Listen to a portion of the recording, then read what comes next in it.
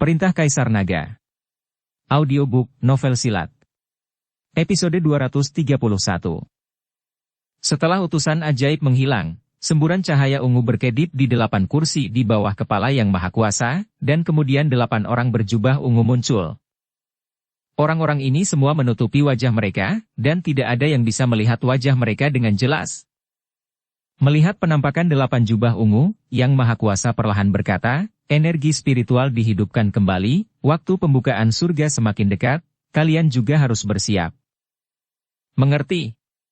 8 jubah ungu itu mengangguk, lalu menghilang. Paviliun Pelindung Hukum Kyoto. Tuan Si sedang menulis sesuatu di mejanya, tiba-tiba tangannya bergetar, dan noda muncul di tulisan tangan asli yang rapi. Tuan Si meletakkan kuas tulis di tangannya, bangkit perlahan dan berjalan keluar ruangan. Menatap langit malam, Tuan Si bergumam pada dirinya sendiri, apa yang akan datang akan segera datang. Dev, apakah kamu siap?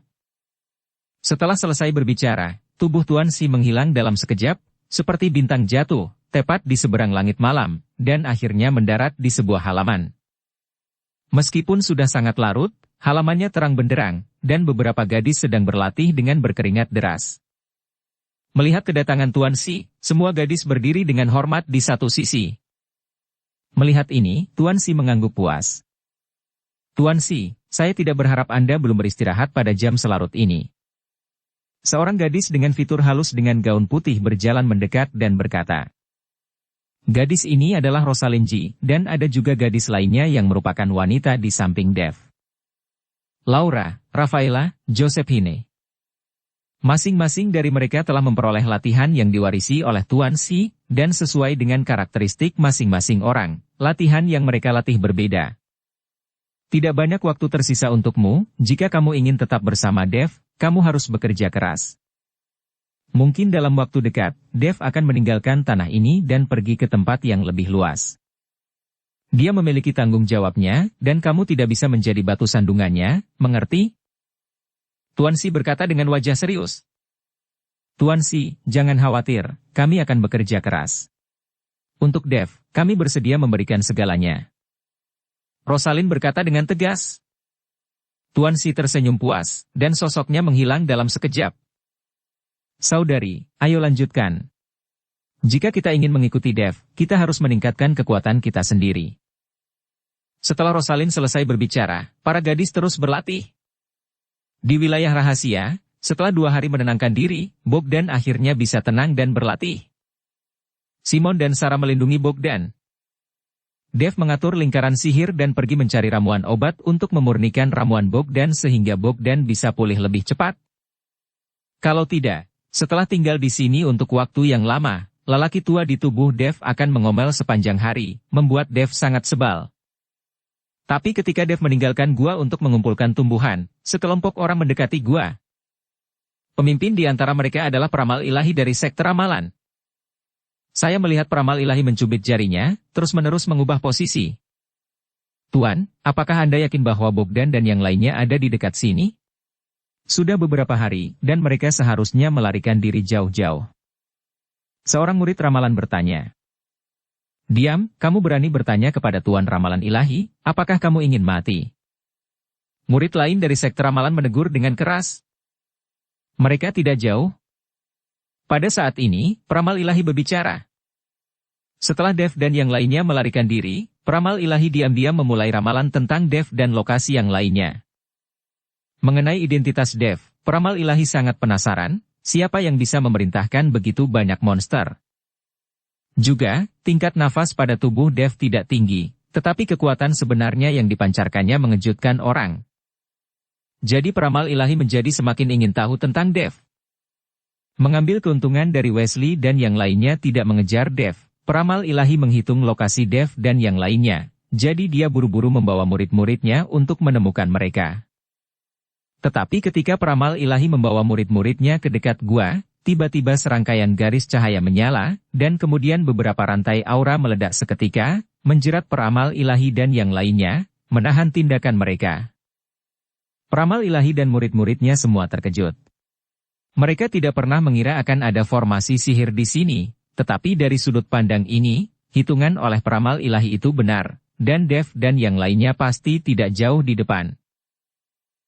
Formasi sihir belaka juga ingin menjebak lelaki tua ini. Mereka pasti sudah lupa apa yang lelaki tua ini lakukan. Setelah peramal ilahi selesai berbicara, dia mencubit jarinya, dan tiba-tiba langit cerah berubah menjadi awan hitam dan kedap udara, diikuti oleh beberapa kilatan petir. Petir menyambar formasi sihir yang diletakkan oleh Dev, langsung menghancurkan formasi sihir Dev berkeping-keping, dan rantai aura yang menahan peramal ilahi juga menghilang pada saat ini. Bagaimana formasi sihir sekecil itu bisa menghentikan Tuan? Tuan adalah orang yang bisa melihat jalan dunia dan mengubah nasibnya melawan langit. Itu benar, bahkan dewa mendengarkan guru, orang-orang ini mengira mereka bisa melarikan diri. Keterampilan guru ramalan ilahi mungkin tak terkalahkan di seluruh dunia. Sekelompok murid peramal ilahi mulai memuji peramal ilahi. Oke, tutup mulut, sebagai seorang guru, ini hanyalah keterampilan yang sepele. Peramal ilahi menegur muridnya, tetapi hatinya sangat bahagia. Siapa yang tidak suka disanjung dan disanjung? Pada saat ini, Dev yang sedang memetik jamu tiba-tiba mengguncang tubuhnya dan mengerutkan kening. Rusak, formasi sihirnya rusak, seseorang masuk, Master Sekte Yu dalam bahaya. Dev mengerang ke dalam, lalu tubuhnya berkedip, dan dia berlari kembali dengan cepat. Tetapi saat ini, peramal ilahi telah menemukan gua tersebut bersama murid-muridnya. Melihat Simon dan Sarah yang menjaga di luar gua, peramal ilahi tersenyum dingin. Saya benar-benar menemukannya, dan tersembunyi di sini. Tetapi ketika Simon dan Sarah melihat bahwa peramal ilahi membawa beberapa orang ke sini, wajah mereka menjadi sedikit jelek, dan ekspresi mereka menjadi tegang. Sekarang Bogdan belum pulih sepenuhnya, dan Dev sudah tidak ada lagi. Jika peramal ilahi melakukannya, keduanya tidak akan menjadi saingan sama sekali. Tuan Peramal Shen, kedua sekte kita tidak memiliki keluhan atau permusuhan, mengapa Anda ingin membunuh kami semua? Dan guruku juga sangat menghormati Tuan Peramal Shen.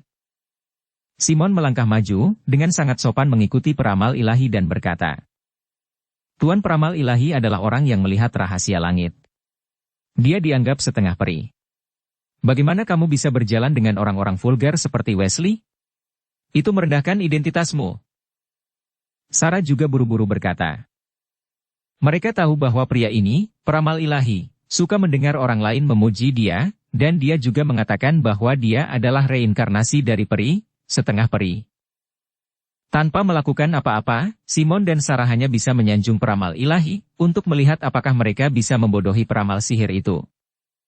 Mendengar sanjungan Simon dan Sarah, peramal ilahi sangat senang. Saya telah mendengar bahwa dua murid Bogdan berperilaku sangat baik dan bijaksana. Ketika saya melihat mereka hari ini, mereka benar-benar pantas mendapatkan reputasi mereka. Aku tidak datang ke sini untuk membunuh tuanmu, aku hanya ingin bertemu dengan Dev itu, anak ini membuatku tertarik. Ketika Simon dan Sarah melihat apa yang dikatakan peramal ilahi, mereka lega. Selama mereka tidak datang untuk membunuh mereka, tidak masalah. Jika peramal ilahi siap untuk membunuh saat ini, keduanya tidak dapat menghentikannya, dan Bogdan pasti akan mati. Tuan Peramal Shen, karena Anda di sini untuk menemukan Tuan Chen, silakan masuk. Saat ini, suara Bogdan terdengar di dalam gua. Mendengar ini, peramal ilahi melangkah ke dalam gua. Tetapi seorang murid menghentikan peramal ilahi dan berkata, Guru, hati-hati. Peramal ilahi tertegun sejenak, namun suara Bogdan keluar lagi di dalam gua. Tuan Peramal Ilahi bisa memprediksi ada jebakan atau tidak. Peramal Ilahi sudah mengetahuinya di dalam hatinya, apakah saya benar? Begitu Peramal Ilahi mendengar ini, dia langsung memelototi muridnya dan berkata, Pergilah, apakah ada jebakan? Sebagai seorang guru, tidakkah aku tahu itu? Setelah menegur murid-muridnya, Peramal Ilahi masuk ke dalam gua. Tuan Peramal Shen, duduklah. Melihat Peramal Ilahi masuk, Bogdan berkata dengan sopan. Bogdan, bagaimana dengan Dev? Peramal ilahi itu melirik ke gua kecil itu, tapi sama sekali tidak ada tanda-tanda keberadaan Dev. Dengan kemampuan seorang ahli peramal Shen, apakah Anda masih membutuhkan saya untuk memberitahu di mana Tuan Chen? Bogdan tertawa. Itu tidak perlu. Setelah peramal ilahi selesai berbicara, dia mengeluarkan koin tembaga, menarik nafas, dan memutarnya di telapak tangannya beberapa kali. Kemudian dia menyimpan koin tembaga dan berkata, Sepertinya Dev sedang dalam perjalanan kembali, jadi saya akan menunggunya sebentar. Tuan ramalan Shen benar-benar kuat. Anda memang bisa memata-matai rahasia surga. Anda memang pantas disebut setengah abadi. Bogdan juga menyanjung peramal ilahi. Kali ini, peramal ilahi terpesona seperti makhluk surgawi, dan wajahnya penuh kebanggaan. Bogdan, dikatakan bahwa untuk Dev ini, kamu bahkan berani menyinggung seluruh sekte di alam tersembunyi, dan akhirnya hampir musnah, kenapa repot-repot? Jika kamu tidak membantu Dev itu sekarang, dan kamu jujur dan bertobat, aku akan menjadi perantara denganmu dan membiarkan Wesley melepaskanmu. Peramal ilahi menghibur Bogdan. Tuan Shen tidak mengetahui sesuatu, Wesley ini telah lama menentang. 3 sekte dan 6 faksi kita di alam tersembunyi awalnya tidak memiliki perbedaan antara tinggi dan rendah, tetapi sekarang kita harus mendengarkan Wesley. Selain itu, faksi bintang terbang dan faksi guntur jelas telah bersatu. Pada saat itu, seluruh dunia tersembunyi harus mendengarkan mereka. Bahkan jika peramal ilahi seperti Anda, Wesley itu mungkin tidak memberimu wajah. Bogdan sengaja mengatakan ini untuk membangkitkan kemarahan peramal ilahi. Wesley itu bisa meremehkan orang lain, tapi jika dia berani meremehkanku, dia punya nyali. Lalu kamu, mengapa kamu membantu Dev itu? Mungkinkah dia punya rahasia? Alasan mengapa peramal ilahi mencari Dev sendirian adalah untuk mengetahui apakah ada rahasia di Dev. Peramal ilahi yang pernah meramal untuk Dev, ingin melihat rahasia apa yang dimiliki Dev, tetapi sayangnya tidak ada yang terungkap, yang membangkitkan rasa ingin tahunya. Tuan peramal, jika tebakan saya benar, Anda pasti telah melakukan peramalan pada Tuan Chen, dan Anda tidak menemukan apapun, kan? Tanya Bogdan. Peramal ilahi mengangguk, ya, ini pertama kalinya saya menghadapi situasi seperti ini. Tuan Chen, sejujurnya, Tuan Chen memang memiliki rahasia besar. Saya pernah meramal pada Tuan Chen, tetapi tidak hanya menemukan apa-apa, justru saya hampir mati. Bogdan berbisik. Kali ini, rasa penasaran peramal ilahi semakin besar, dan inilah hasil yang diinginkan Bogdan. Ketika Dev kembali, aku ingin menghadapinya dan melakukan ramalan. Aku ingin melihat rahasia apa yang dimiliki orang ini, kenapa dia akan sangat kuat. Dan dia bisa mengendalikan monster seperti itu dan membuat mereka mendengarkannya, sungguh luar biasa. Peramal ilahi berkata dengan tidak sabar. Pada saat ini, Dev bergegas kembali. Melihat murid-murid sekte ramalan di pintu masuk gua, Dev langsung memiliki niat membunuh. Tuan Chen. Melihat Dev hendak bergerak, Simon bergegas menemuinya dan berkata, Tuan Chen, orang-orang ini adalah anggota sekte ramalan, dan tuan mereka, peramal ilahi, sedang menunggumu di dalam gua. Mereka tidak melakukan apa-apa, kan? Dev bertanya. Simon menggelengkan kepalanya, lalu berkata dengan suara rendah, tidak ada tindakan, peramal ilahi ini memiliki kekurangan, yaitu suka mendengarkan sanjungan orang, kami hanya menyanjungnya, dan dia tidak melakukan apa-apa, sekarang tuanku ada di dalam, menyanjung dia. Ketika Dev mendengar ini, dia tidak bisa menahan tawa, dia tidak mengharapkan ada orang seperti itu. Ketika Dev masuk ke dalam gua, dia melihat sang peramal duduk di dalam. Tuan Chen, ini adalah penguasa sekte ramalan, Semo Urshen, sang peramal ilahi. Bogdan bubur mengikuti Dev dan memperkenalkan. Dev hanya mengangguk sedikit, lalu duduk di samping. Peramal ilahi memandang Dev, seolah-olah dia ingin melihat melalui Dev, tetapi dia tidak dapat melihat apapun dari Dev. Tuan Chen, Tuan peramal ilahi dapat meramal untuk masa lalu dan masa depan. Dia ingin meramal untuk Tuan Chen, dan dia ingin melihat identitas Tuan Chen. Bogdan menatap Dev dengan rasa ingin tahu dan berkata, Oke, aku juga ingin tahu siapa aku. Dev sedikit tersenyum. Dia sudah lama ingin tahu siapa ayahnya, dan akan sangat bagus jika peramal ilahi ini benar-benar bisa meramal, tetapi tampaknya peramal ilahi ini cukup untuk mengetahuinya. Bahkan karakter seperti iblis darah, ketika dia menemukan misteri pengalaman hidupnya sendiri, wajahnya menjadi pucat karena ketakutan, dan dia tidak berani mengatakan sepatah kata pun, peramal ilahi ini mungkin tidak dapat menemukan apapun.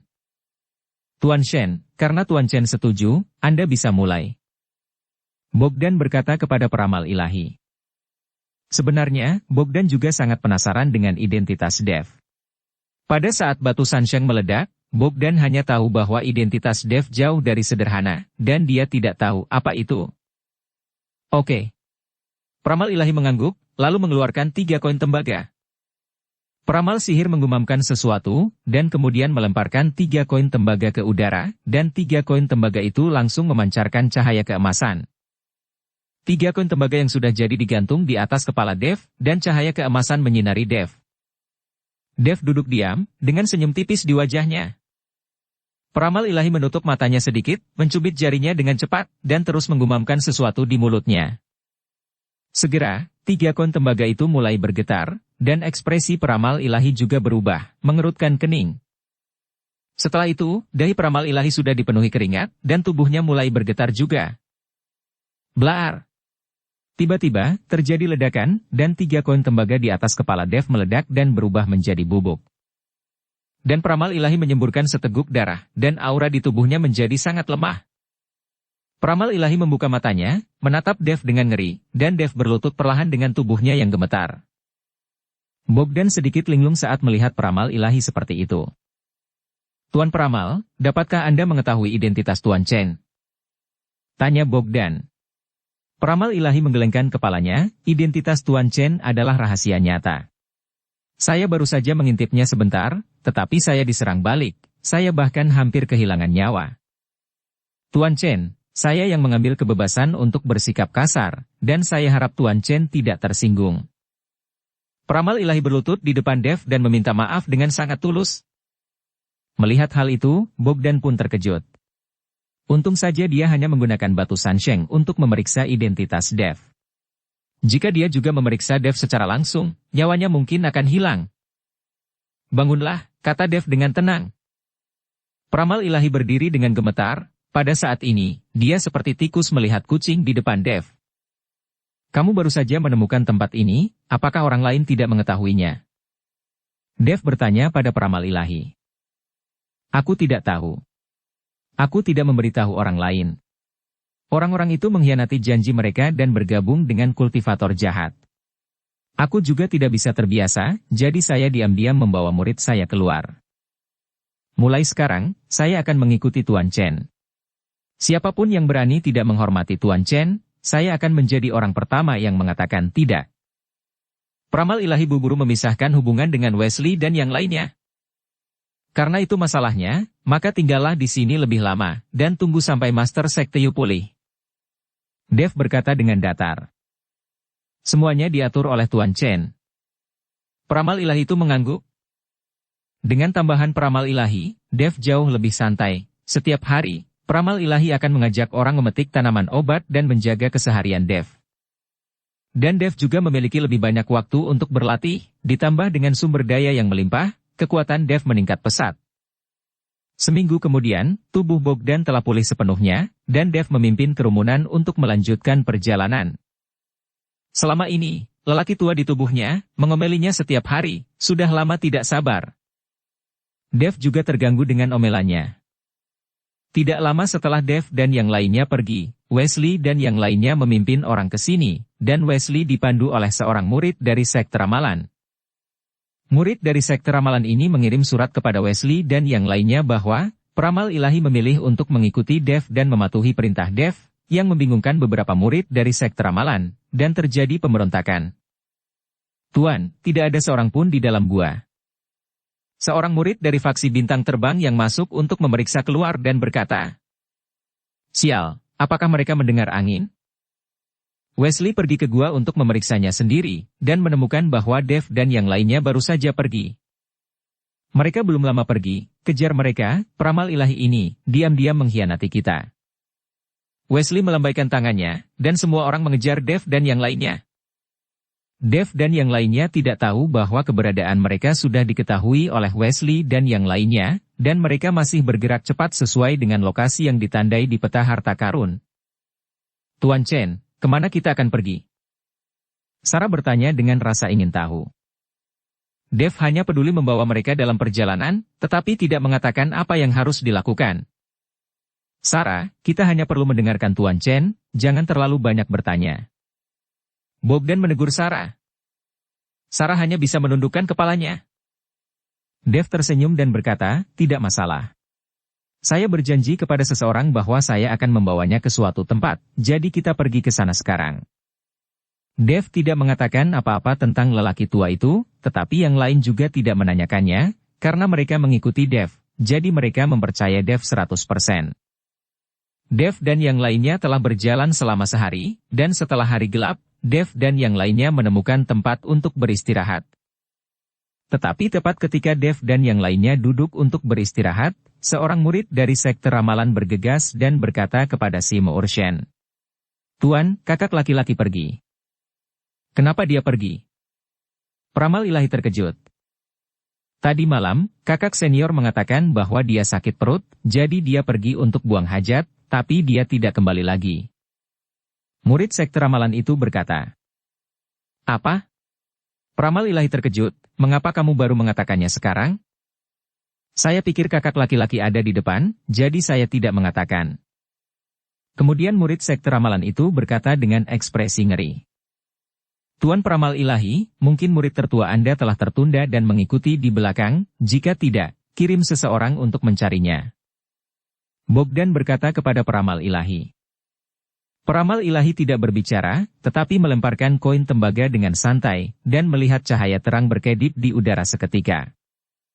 Sama seperti cahaya terang ini berkelap-kelip, di udara tidak jauh, ada juga cahaya terang berkelap-kelip pada saat yang sama. Melihat cahaya yang berkedip-kedip, peramal ilahi mengerutkan kening, dan berkata dengan dingin, "Sialan, bajingan ini benar-benar mengkhianatiku." Setelah selesai berbicara, peramal sihir memandang Dev dan berkata, "Tuan Chen, Wesley dan yang lainnya akan menyusul. Murid besar saya mengkhianati saya dan membawa Wesley dan yang lainnya ke sini."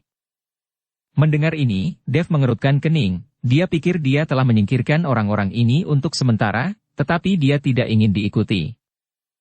Lalu apa yang harus kita lakukan? Bogdan menatap Dev. Meskipun Bogdan telah pulih sekarang, dan peramal ilahi juga memimpin gerombolan ramalan untuk berdiri di sisi mereka. Tetapi di hadapan sekte lain, serta orang-orang dari sekte surga pembakaran, akan sulit bagi Dev untuk menjadi lawannya, kecuali Dev memanggil monster-monster itu lagi, dan gelombang binatang buas memecahkan mereka. Dev merenung sejenak dan berkata, "Kita bergerak sepanjang malam, dan kita tidak jauh dari tempat yang ingin saya temukan. Tuan Chen, Anda duluan, saya adalah ratu, dan saya harus membunuh binatang buas ini dengan tangan saya sendiri." Peramal ilahi berkata kepada Dev, "Kita pergi bersama, tidak akan membantu jika kamu tetap tinggal." Dev berkata, "Bahkan jika peramal ilahi tetap bersama sekte ramalan, dia tidak akan pernah menjadi lawan Wesley dan yang lainnya. Lagi pula, perbedaan kekuatannya terlalu besar." Setelah Dev selesai berbicara, dia mematahkan cabang dan mulai menggambar berbagai pola di tanah. Saat polanya mulai berkedip, sebuah formasi sihir diatur oleh Dev. Melihat cara mudah Dev mengatur formasi sihir, peramal ilahi tidak bisa membantu tetapi sedikit terkejut. Dia tidak pernah berpikir bahwa formasi sihir Dev begitu kuat. Setelah mengatur formasi sihir, Dev pergi dengan cepat bersama semua orang. Segera, Wesley dan yang lainnya tiba di sini, melihat jejak-jejak istirahat di tanah, seringai muncul di wajah Wesley. Mereka tidak bisa melarikan diri. Setelah selesai berbicara, Wesley segera memimpin anak buahnya untuk mengejar. Tapi baru berjalan 2 langkah, tiba-tiba tanah bergetar, lalu pepohonan di sekitarnya tampak hidup, dan pepohonan mulai berputar mengelilingi Wesley dan yang lainnya dengan gila-gilaan, menghalangi jalan Wesley dan yang lainnya. Formasi sihir kecil, mencoba menghentikan kita, ini lelucon." Wesley mendengus dingin. Dan dengan lambaian telapak tangannya, gelombang energi seperti tsunami menyapu ke depan dalam sekejap. Bebatuan dan pepohonan berubah menjadi bubuk satu persatu, dan segera formasi itu pecah. Namun, Dev tidak menyangka formasinya akan menjebak Wesley dan yang lainnya. Selama formasi ini bisa menunda waktu, itu bagus. Setelah melakukan perjalanan sepanjang malam, Dev membawa Bogdan dan yang lainnya ke lokasi yang tertera di peta harta karun. Melihat jurang maut di depannya, Dev sedikit mengernyit, karena dia bisa dengan jelas merasakan aura berbahaya muncul dari jurang. Jurang ini tidak berdasar, membentang puluhan mil, tanpa ujung yang terlihat, dan di dalamnya gelap gulita, seperti lorong menuju jurang dan neraka. Selain itu, dinding batu di kedua sisi parit sangat halus sehingga tidak terlihat alami sama sekali, tetapi lebih seperti seseorang membelahnya dengan pedang. Tuan Chen, siapa orang ini? Mengapa saya merasa begitu muram dan menakutkan? Sarah bertanya pada Dev. Aku juga tidak tahu, Dev bahkan tidak tahu tempat ini, dia hanya ingat bahwa itu ditandai di peta harta karun. Pada saat ini, sebuah cahaya melintas di dada Dev, dan kemudian tengkorak transparan perlahan muncul di udara. Melihat pemandangan ini, semua orang terkejut dan menjadi waspada. Hahaha, akhirnya di sini, di sini, di sini. Tengkorak itu benar-benar berbicara. Tuan Chen, siapa ini? Bogdan melihat tengkorak transparan itu dan bertanya pada Dev. Dev menggelengkan kepalanya, saya tidak tahu siapa dia. Mendengar jawaban Dev, Bogdan dan peramal ilahi sedikit terdiam. Ternyata Dev tidak tahu siapa pihak lain, jadi dia membawanya ke sini. Jika pihak lain punya niat, bukankah sulit menghadapinya? Tengkorak itu sepertinya membaca pikiran semua orang, jadi dia tersenyum dan berkata, ada harta yang tak terhitung jumlahnya di jurang ini, tergantung apakah kamu berani turun. Setelah berbicara, tengkorak itu terbang ke dalam jurang, dan segera ditelan oleh kegelapan di dalam jurang. Kali ini, Dev dan Bogdan saling memandang, tidak tahu harus berbuat apa. Dev dapat dengan jelas merasakan atmosfer berbahaya di jurang, tetapi dia juga tahu bahwa peluang besar seringkali disertai dengan bahaya. Sekarang tergantung apakah mereka memiliki keberanian, seperti kata pepatah, seberapa berani orang, seberapa produktif tanahnya. Tuan Peramal Shen, Tuan Sekte Yu, apa yang harus kita lakukan? Dev tahu bahwa jika dia masuk ke dalam jurang, akan ada banyak bahaya, dan dia mungkin kehilangan nyawanya, jadi dia ingin berkonsultasi dengan peramal ilahi dan Bogdan untuk pendapat mereka. Tuan Chen, kami mendengarkan Anda, kami tidak ragu jika Anda mengatakannya. Ya, Tuan Chen, selama Anda berbicara kami akan mendengarkan. Peramal ilahi Shen dan Bogdan berkata. Dev berjalan ke tepi jurang, lalu menundukkan kepalanya dan melihat ke bawah, hanya untuk melihat bahwa di dalamnya gelap, dan dia tidak bisa melihat apa-apa, tetapi aura suram membuat orang bergidik. Seberkas cahaya keemasan melintas di dahi Dev. Dia ingin menggunakan indera spiritualnya untuk mencari tahu apa yang ada di jurang maut, tetapi sayang sekali indera ilahi Dev terputus seketika setelah memasuki jurang maut. Tuan Chen, Wesley dan yang lainnya akan menyusul. Peramal ilahi berjalan ke sisi Dev dan berkata dengan suara rendah. Dev menoleh dan melihat, lalu berkata kepada penyihir, Tuan Peramal Shen, apakah Anda memiliki batu jimat, liontin giok, dan sebagainya? Apa yang Anda cari, Tuan Chen? Peramal ilahi bertanya dengan bingung. Energi di jurang ini terlalu berat. Saya khawatir beberapa orang tidak akan dapat menahannya, jadi saya perlu menyempurnakan beberapa hal yang dapat menghindari invasi energi yin dan membaginya kepada semua orang. Dev menjelaskan. Tuan Chen, saya hanya punya koin tembaga, apakah bisa? Peramal ilahi mengeluarkan segenggam koin tembaga dan berkata. Bisa. Dev meliriknya, lalu mengambil koin tembaga itu, dan kemudian kekuatan naga mulai disegel dalam koin tembaga itu oleh Dev. Hanya dalam beberapa menit, semua koin tembaga telah disempurnakan dan dibagikan kepada semua orang. Kalian harus memakai koin tembaga ini di tubuhmu, jika tidak, tubuhmu mungkin tidak dapat menahan erosi energi yin setelah waktu yang lama. Dev mengingatkan semua orang. Semua orang memegang koin tembaga, tetapi merasa bahwa koin tembaga yang dingin itu hangat, seperti kompor kecil, hangat di tangan mereka. Semuanya berhati-hati, karena kita tidak tahu bahaya apa yang ada di jurang ini, jadi jangan tersesat. Ikuti aku dengan cermat. Sebaiknya semua orang menemukan tali untuk berpegangan satu sama lain. Jika tidak, jika kita terpisah, aku khawatir kita tidak akan dapat menemukan yang tersesat di jurang ini. Dev mengingatkan. Setelah selesai berbicara, Dev berbalik dan melompat ke jurang, dan yang lainnya mengikuti di belakang, tidak ada yang takut. Dev hanya merasa tubuhnya jatuh terus-menerus, dan ada angin bersiul di telinganya. Dev tidak tahu sudah berapa lama dia jatuh, tetapi ketika dia merasakan kakinya menyentuh tanah, dia tahu dia telah jatuh ke dasar jurang. Di telapak tangan Dev, api spiritual yang redup menyala, mencoba memberikan secercah cahaya ke jurang yang gelap, tetapi api spiritual menari dan hanya menyala sesaat sebelum padam. Dev mencoba beberapa kali, tetapi api spiritual tidak dapat menyala di sini. Tempat ini penuh dengan roh jahat, bagaimana mungkin api spiritualmu menyala? Dengan suara tua, lingkungan Dev langsung menjadi lebih cerah. Dev melihat bahwa tengkorak kristal memancarkan cahaya putih yang menyilaukan, menerangi sekelilingnya seperti siang hari. Kamu tidak pergi. Dev sedikit terkejut, jelas tengkorak itu jatuh ke jurang lebih awal, mengapa masih ada di sini? Aku menunggumu, untuk melihat apakah kamu memiliki keberanian untuk melompat. Tengkorak itu membuka mulutnya dan berkata dengan suara tua. Segera, Bogdan, peramal ilahi dan yang lainnya juga turun satu demi satu. Meski jurangnya sangat dalam, tidak ada yang terluka. Lagi pula, mereka sudah menjadi master di level Shandi, jadi ketinggian ini sama sekali tidak sulit. Namun, energi yang kuat ini membuat banyak orang gelisah, dan tubuh mereka tidak bisa berhenti menggigil. Untungnya, ada koin tembaga dari Dev, jika tidak roh jahat akan menyerbu tubuh mereka dan berubah menjadi mayat yang membusuk. Bogdan dan yang lainnya sangat bingung ketika mereka melihat tengkorak kristal itu ada di sana, memancarkan cahaya putih, menerangi sekeliling. Sekarang kamu sudah masuk ke sini, terserah kamu untuk membuat kekayaanmu sendiri. Aku tidak bisa membantumu dengan apapun kecuali untuk menerangimu. Semuanya terserah kamu. Tengkorak berkata perlahan. Cukup bisa menerangi, jalan selanjutnya, kita akan berjalan sendiri. Setelah Dev selesai berbicara, dia memandang Bogdan dan yang lainnya dan berkata.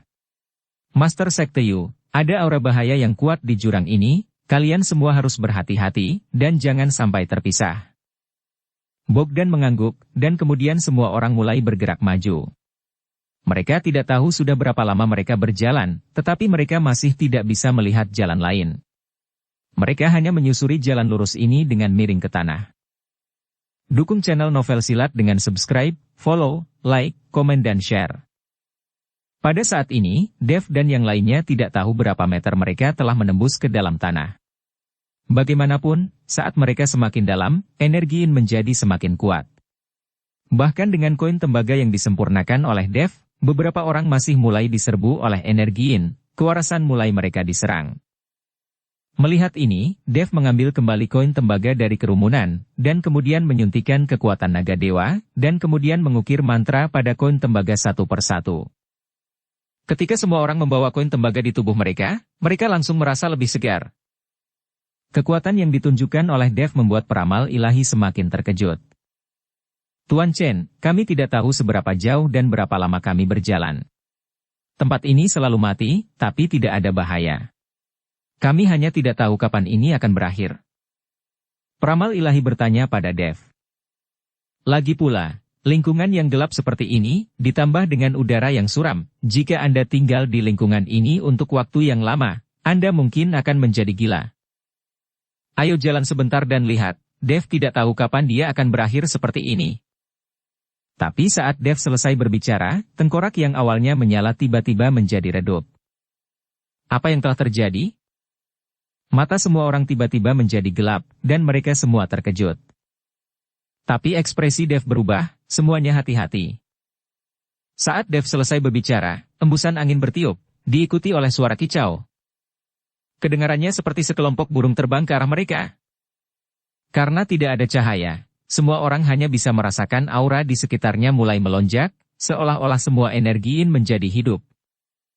Setelah itu, burung berparuh elang dan berparuh tajam yang tak terhitung jumlahnya terbang keluar dari semburan energi dan mulai menyerang Dev dan yang lainnya. Dev segera mengaktifkan tubuh emas yang tidak bisa dihancurkan, dan seluruh tubuhnya ditutupi sisik emas tebal, sehingga tidak mungkin bagi burung berparuh tajam itu untuk menyakitinya. Tetapi yang lain sengsara. Meskipun semua orang mati-matian melawan, dan angin kencang membentuk tembok angin. Tetapi ada terlalu banyak burung berparuh tajam, dan orang-orang terus-menerus dipatuk. Meskipun satu kecupan tidak akan membunuh mereka, burung-burung berparuh tajam yang padat sudah berlumuran darah dan meratap terus-menerus. Sekelompok bajingan yang menyebalkan. Bogdan dan peramal ilahi menyerang habis-habisan, dan burung berparuh tajam terus berjatuhan di depan mereka. Tapi untuk burung berparuh tajam yang padat ini, korban kecil ini bukan apa-apa. Dev juga memegang pedang pembunuh naga, dan dia mengayunkan cahaya pedang satu demi satu. Menghadapi sejumlah kecil burung berparuh tajam, semua orang merasakan ketidakberdayaan. Teriakan semakin banyak, dan semakin banyak murid dari sekte ramalan jatuh. Melihat ini, Dev menyingkirkan pedang pembunuh naga, dan logo burung Phoenix api melintas di dahinya, lalu menjadi semburan cahaya keemasan, dan bola cahaya keemasan perlahan terangkat ke langit, lalu berubah menjadi burung Phoenix api besar, mengepakkan sayapnya. Dev tahu bahwa Phoenix api ini adalah penguasa ribuan monster. Ketika Phoenix api muncul, monster-monster ini harus malu-malu, dan bahkan menundukkan kepala untuk menyerah. Dan, ketika Phoenix api melayang di atas kepala semua orang, menerangi area tersebut, semua orang menyadari bahwa tidak ada burung berparuh tajam di depan mereka, dan bahkan tidak ada mayat burung berparuh tajam di tanah. Tidak ada apa-apa di sekitar, bahkan tidak satu pun dari mereka yang terlihat, tetapi murid-murid sekte ramalan yang jatuh ke tanah, berlumuran darah, benar-benar ada, yang membuktikan bahwa mereka memang baru saja diserang. Ini, apa yang terjadi di sini? Peramal ilahi dan Bogdan terlihat bingung. Dev juga mengerutkan kening saat ini, dia tidak tahu apa yang sedang terjadi, mungkinkah dia memaksa keluar api Phoenix untuk menakuti monster-monster itu? Tapi juga tidak mungkin begitu Phoenix api muncul, burung berparuh tajam itu akan menghilang tanpa jejak dalam sekejap, itu tidak mungkin. Dev ingin bertanya kepada lelaki tua itu, tetapi ketika dia melihat tengkorak itu, dia menemukan bahwa tengkorak kristal telah jatuh ke tanah, dan tidak ada kilau, seolah-olah kehilangan kekuatan, tidak dapat mendengar suara lelaki tua itu. Tak berdaya, Dev hanya bisa menyingkirkan tengkorak itu untuk sementara, dan kemudian dengan hati-hati memikirkan adegan yang baru saja terjadi. Monster yang baru saja kita temui seharusnya bukan monster sungguhan, tapi energiin. Sekarang monster itu telah berubah menjadi energiin dan memenuhi sekeliling kita, jadi kita tidak dapat menemukan mereka sama sekali. Kata Dev setelah berpikir sejenak. Kapan dia akan berakhir seperti ini? Ini adalah satu-satunya kemungkinan sekarang, jika tidak ada cara untuk menjelaskan, kemana perginya burung-burung berparuh tajam yang padat itu? Dan di mana burung-burung yang mati itu? Kapan dia akan berakhir seperti ini? Ya, analisis Tuan Chen paling benar. Seharusnya tidak ada monster yang bisa bertahan hidup di lingkungan ini. Bogdan mengangguk, setuju dengan sudut pandang Dev. Pada saat ini, peramal ilahi memandangi murid yang jatuh ke tanah dan terus menangis, dengan ekspresi tertekan di wajahnya. Tapi dalam kasus ini, tidak ada cara untuk menyembuhkan mereka. Muridku, aku harap kamu tidak menyalahkan gurumu. Daripada menderita seperti ini, lebih baik mati dengan bahagia. Saat dia mengatakan itu, peramal ilahi berencana untuk membunuh murid-murid geng ramalan yang terluka parah itu. Lagi pula, mereka berada di tempat seperti ini sekarang, tidak mungkin membawa murid-murid yang terluka parah ini, dan jika murid-murid ini dibiarkan di sini untuk menjaga diri mereka sendiri, itu akan menjadi lebih kejam dan menyakitkan. Tapi ketika peramal ilahi akan menyerang, Dev menghentikannya. Tuan Chen, mereka sangat kesakitan, mengapa Anda tidak memberi mereka kemudahan? Peramal ilahi berkata dengan wajah sedih. Tuan Peramal Shen, meskipun luka mereka serius, mereka tidak fatal. Itu hanya adalah trauma kulit, dan mereka akan segera sembuh. Setelah Dev selesai berbicara, dia bertanya.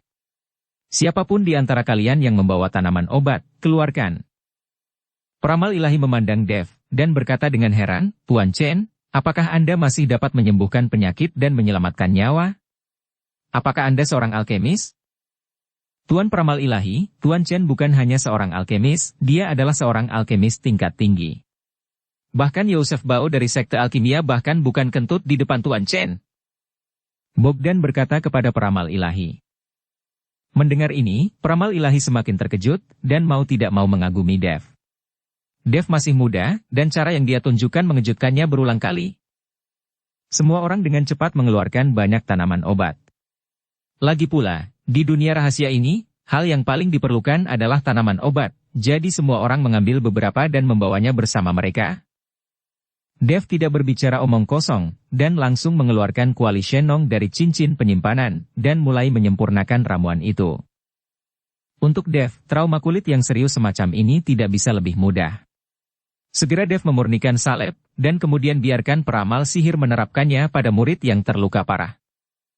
Luka-luka yang tidak menempati tubuh murid itu sembuh dengan kecepatan yang terlihat dengan mata telanjang. Efek ajaib ini mengejutkan peramal lagi. Memanfaatkan waktu ini, aku akan mengajari kalian mantra untuk mencegah terlalu banyakin memengaruhi pikiranmu. Setelah Dev selesai berbicara, dia menyampaikan mantra pemurnian hati kepada semua orang. Dev tidak tahu apa yang akan terjadi dengan serangan energi Yin terus-menerus. Jika energi Yin terlalu kuat pada saat itu, bahkan koin tembaga yang dia sempurnakan mungkin tidak dapat melindungi pikiran, jadi Dev meneruskan mantra pemurnian hati kepada semua orang. Saat melafalkan mantra yang diajarkan oleh Dev, peramal ilahi berdiri di tempat dengan mulut terbuka, karena hanya dia yang tahu bahwa mantra penyucian hati ini adalah mantra yang sangat maju, tetapi Dev mengajarkannya kepada orang lain dengan sangat murah. Sementara Dev dan yang lainnya sedang melatih mantra, di atas jurang maut, Wesley dan yang lainnya sudah mengejar ke tempat ini. Melihat jurang maut, wajah Wesley penuh kesungguhan. Kamu bilang Dev dan yang lainnya ada di sini? Wesley memandang murid utama dari peramal ilahi dan bertanya. Tuan Leng, kurasa mereka ada di sini. Karena tidak ada orang di sini, mereka seharusnya turun ke sini.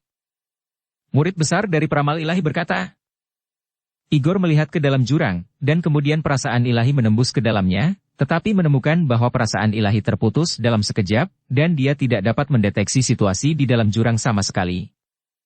Kemudian dia mengambil sebuah batu dan melemparkannya ke dalam jurang, tetapi tidak ada suara yang terdengar. Di jurang ini, ada banyak Yin, dan tidak berdasar, jadi Dev dan yang lainnya tidak akan sebodoh itu untuk melompat ke dalamnya. Igor tidak begitu percaya.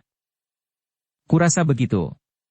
Tidak mungkin bagi mereka untuk melompat langsung ke jurang yang tak terduga untuk menghindari pengejaran kita, dan aku merasa ada bahaya yang kuat di jurang ini.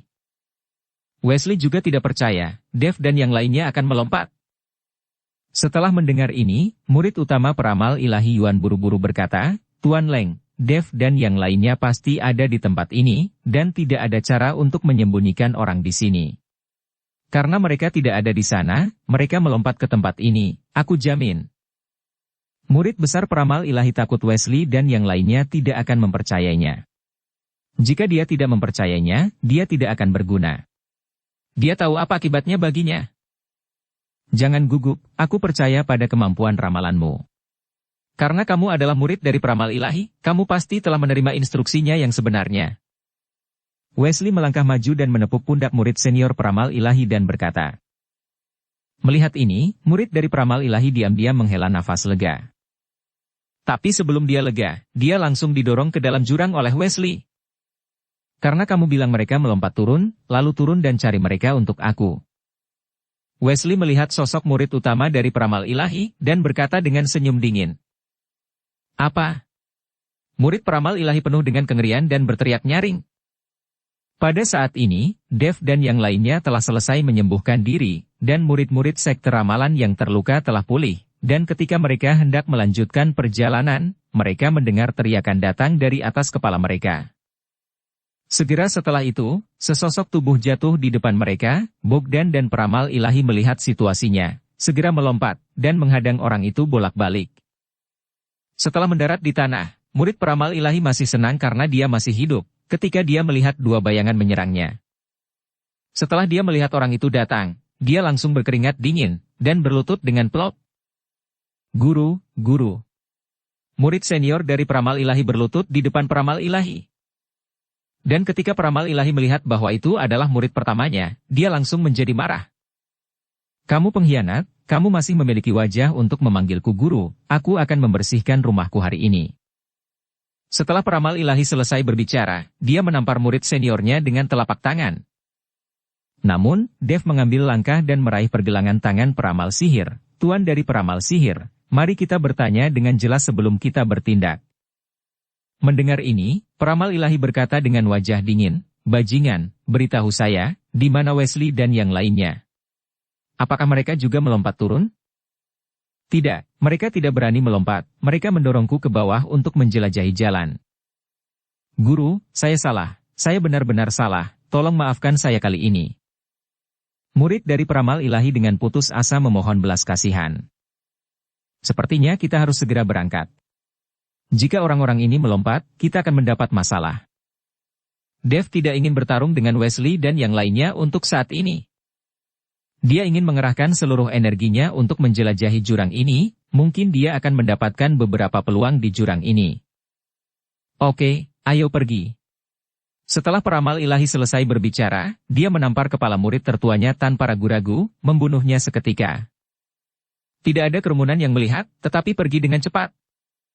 Tuan Chen, ramuan yang baru Anda sempurnakan menggunakan kuali Shenong. Di perjalanan, Bogdan bertanya pada Dev. Ya. Dev mengangguk. Saya ingat Tuan Chen meminjamkan kuali Shenong kepada Yosef. Saya tidak tahu kapan Anda mendapatkannya kembali? Tanya Bogdan penasaran. Hahaha, kuali Shenong itu adalah kuali alkemis kuno, bagaimana aku bisa meminjamkannya dengan begitu mudah? Tujuan Yosef jelas, meminjam dan tidak pernah mengembalikannya. Aku tidak bisa mempercayainya, apa yang kuberikan padanya hanyalah palsu. Kata Dev sambil tertawa. Tuan Chen brilian, Yosef itu adalah penjahat yang hina. Tuan Chen benar. Bogdan berkata dengan kagum. Sekelompok orang mengobrol sambil berjalan, dan ketika semua orang mengobrol, mereka juga meningkatkan kewaspadaan untuk mencegah situasi lain terjadi lagi. Tapi semua orang berjalan miring ke bawah seperti ini, dan tidak ada yang terjadi. Tapi semakin dalam, energi yin yang tebal, disertai hembusan angin, membuat Dev dan yang lainnya merasa seolah-olah berada di neraka. Segera, sebuah gerbang setinggi puluhan meter muncul di depan Dev dan yang lainnya. Gerbang itu ditutup rapat, langsung menghalangi jalan.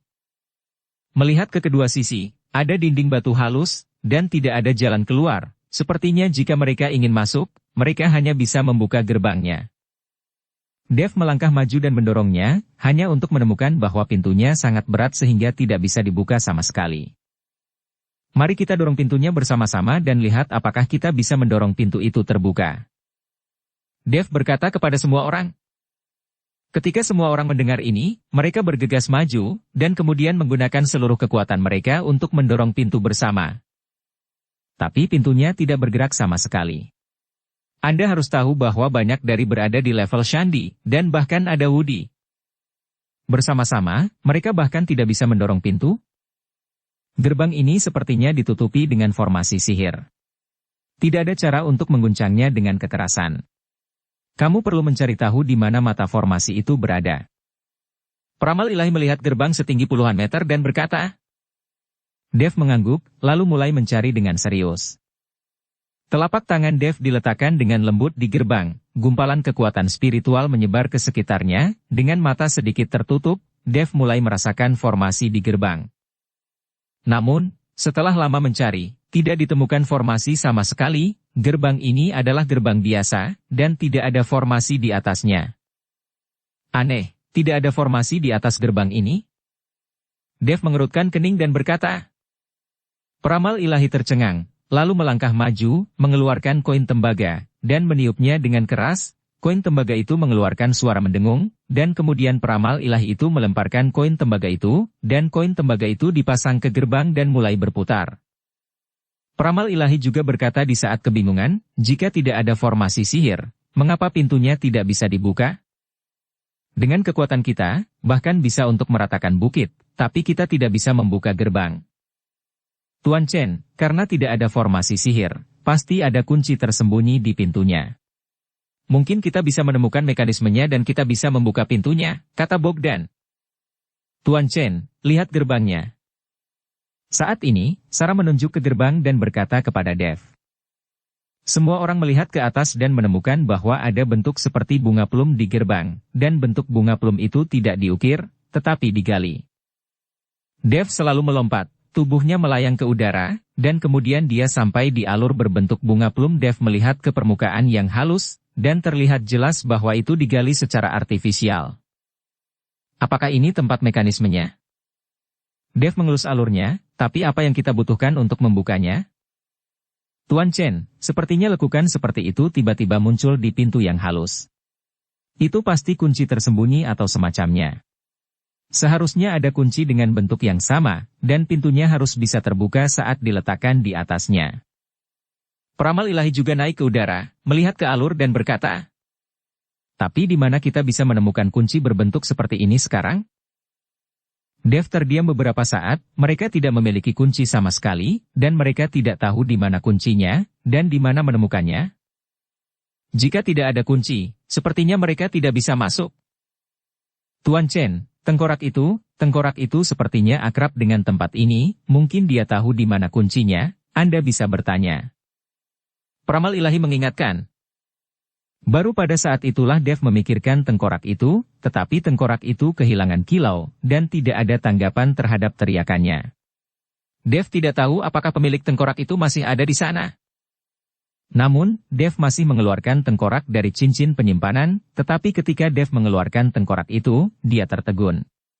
Dia menemukan bahwa tengkorak itu, yang awalnya sebening kristal dan seperti kristal, berubah menjadi hitam pekat saat ini. Dan di bagian atas tengkorak, pola berbentuk bunga plum bersinar dengan cahaya. Cahaya ini sangat mencolok pada tengkorak yang gelap gulita. Ini. Dev melihat tengkorak di tangannya dan tertegun. Tuan Chen, bukankah tengkorak di tangan Anda ini adalah kuncinya? Melihat ini, peramal ilahi juga berkata dengan kaget. Mungkin saja. Dev memegang tengkorak itu dan dengan lembut mendekati alur di gerbang. Tiba-tiba, kekuatan isap yang sangat besar langsung menyedot tengkorak itu, dan kemudian pintunya berderit.